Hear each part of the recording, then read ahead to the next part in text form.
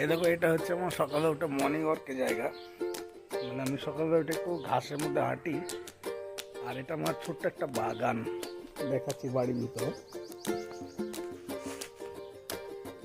দেখো আমি কি কি গাছ লাগিয়েছি। এটা হচ্ছে পেঁপে গাছ, অনেক বছর আগে মহারাষ্ট্র থেকে নিয়ে এসেছিলাম। এটা হচ্ছে আমার মালটা গাছ, এই মালটা লেবুটা ধরেছিল, কালকে বাচ্চারা ছেড়ে দিয়েছে। আর এটা হচ্ছে আমার পেয়ারা গাছ, সব পেয়ারা ধরে আছে। এটা হচ্ছে লাল পেয়ারার গাছ, এই দেখো লাল লাল কেমন ফুল ধরে আছে, লাল পেয়ারা। আর তারপরে এটা হচ্ছে আমার সফেদা গাছ, এটাতেও ফুল এসছে সফেদার, ছোট ছোট সফেদা গাছে।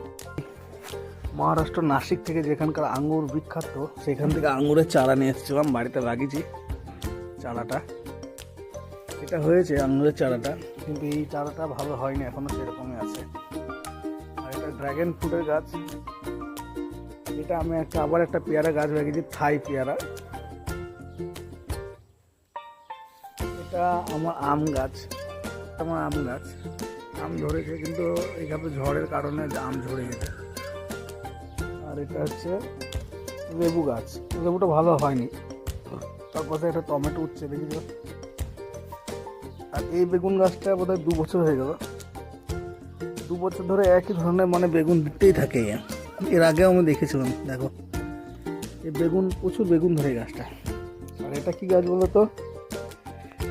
এটা হচ্ছে আমার বাতাবি লেবু, মানে থাই বাইরের মিষ্টি জাতের বাতাবি লেবু। এখনো যদিও ধরেনি লেবু, গাছটা ছোট আছে। এই দেখো, আর এই একটা পেঁপে গাছ, পেঁপের কোয়ালিটিটা ভালো নয়।